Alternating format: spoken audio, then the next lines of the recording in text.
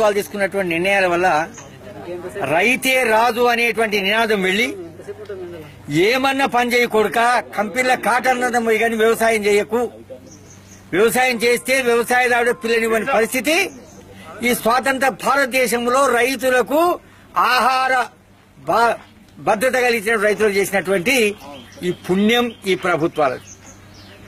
హరిత విప్లవం చేత శాస్త్రజ్ఞుల కృషి చేత రైతులు రాత్రింబవళ్లు కష్టపడి ఈనాడు 125 కోట్లకు సరిపోను ధాన్యాన్ని పండించి ప్రపంచ దేశాల్లో తల ఎత్తుకొని తిరిగేటటువంటి పని చేసిన తర్వాత ఈ ఉద్యోగస్తులు ఏసీ రూమ్ లో కూర్చునే ఉద్యోగస్తులు, ఈ రాజకీయ నాయకులు, ఈ పెద్ద పెద్ద ఒక్క పరిశ్రమకు 4 పరిశ్రమలు చేసి దేశం నుంచి వచ్చి బతికినటువంటి వీళ్ళు స్థానికమైనటువంటి రైతులకు కనీసం రమ్మని చెప్పడానికి ఈ భూమి మాది, ఈ నీళ్లు మాది, నీ విడిచేటటువంటి ఆ దుర్గంధం అనుభవిస్తుంది మేము, లాభం తీసుకుపోయి ఎక్కడో ఢిల్లీలో కూర్చొని హైదరాబాద్ లో కూర్చొని ఏసీ రూమ్ లో కూర్చొని మా రైతుల యొక్క భార్యలు కట్టె పుస్తలు కట్టించేటువంటి ప్రయత్నం చేసే యాజమాన్యాన్ని తొందరగా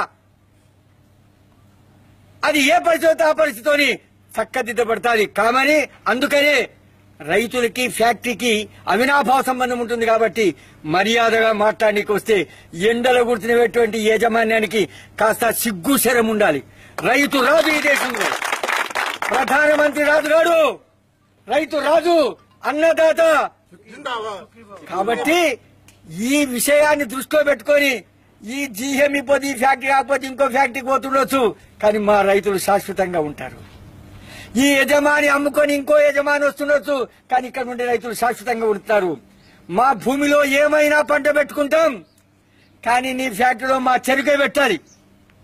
ఈనాడు దేశంలో అంబానీ బిడ్డకు కూడా ఆకలి అయితే మేము పండించిన గోధుమ రొట్టె నోట్లో పెట్టాలి, కానీ బంగారు బిస్కెట్ కాదు.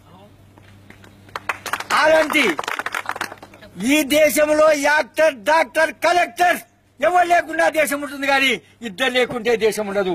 జై జవాన్, జై కిసాన్.